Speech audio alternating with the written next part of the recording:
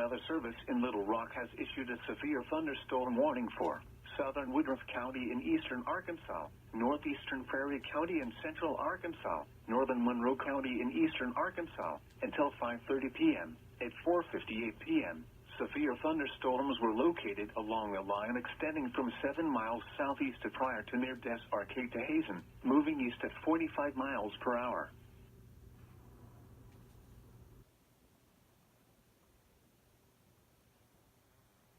Miles per hour wind radar indicated.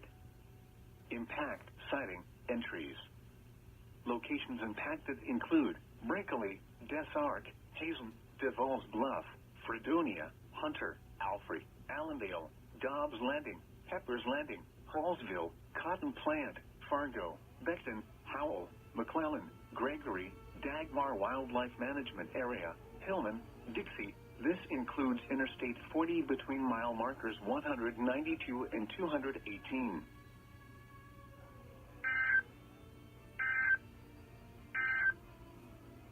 The National Weather Service in Little Rock has issued a flash flood warning.